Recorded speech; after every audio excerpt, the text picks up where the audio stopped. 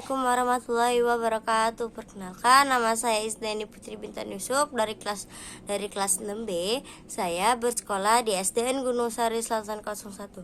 Hari ini saya akan membacakan surat Ad-Duha nomor surat 93 ayat 1 sampai 11. A'udzubillahi minasyaitonirrajim. Bismillahirrahmanirrahim. Wad-duha wal-laili idza saja. Mawaddaka rabbuka wa ma qala. Walal akhiratu khairul laka minal ula. Wala sawfa yu'tika rabbuka fatarda. Alam yajidka yatiman fa'awa.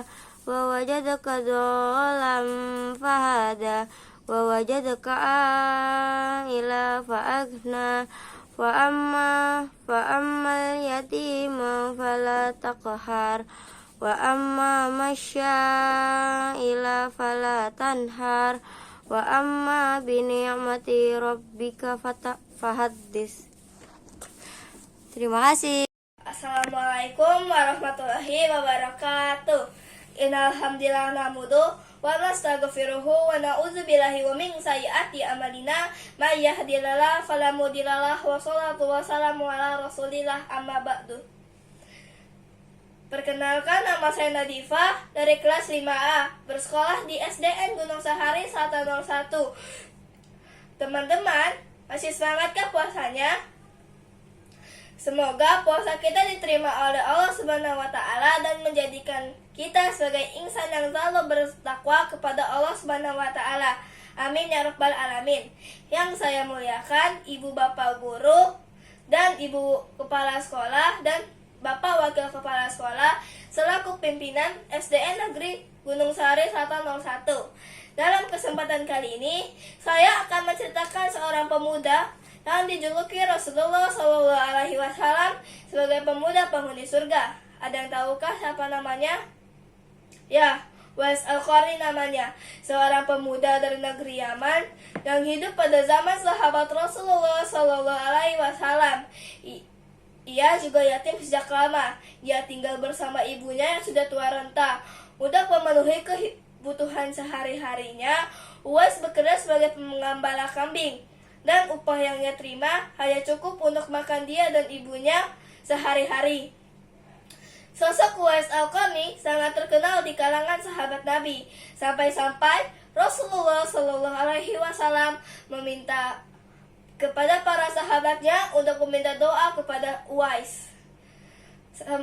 Termasuk Khalifah Umar bin Khattab pernah meminta doa kepada Uwais Al-Qarni. Kisah menarik dari Uwais Al-Qarni ini adalah mengapa ia dijuluki Rasulullah SAW sebagai pemuda penghuni surga. Alasannya karena dia selalu memenuhi keinginan ibunya.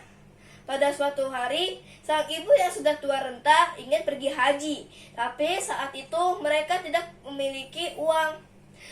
Uwais merasa berat, lantas Uwais memberi seekor anak lembu. Digendongnya setiap pagi anak lembu itu oleh Uwais naik turun gunung selama 8 bulan.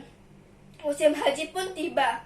Uwais merasa kuat. Uwais menggendong ibunya dari negeri Yaman ke Mekah. Dan kalian tahu nggak jarak dari negeri Yaman ke Mekah itu berapa? Sekitar 1125 km. Dan saat itu Uwais sedang menaiki kendaraan seperti unta, kuda, ataupun keledai. Uwais berjalan kaki. Dan dari ketaatan Uwais tersebut, itulah alasan mengapa Uwais Al-Qarni dijuluki sebagai pemuda penghuni surga oleh Allah Subhanahu wa Ta'ala. Semoga kita sebagai siswa dan siswi bisa mengikuti keteladanan Uwais Al-Qarni. Contohnya, jika kita disuruh oleh orang tua kita, janganlah kita menolak.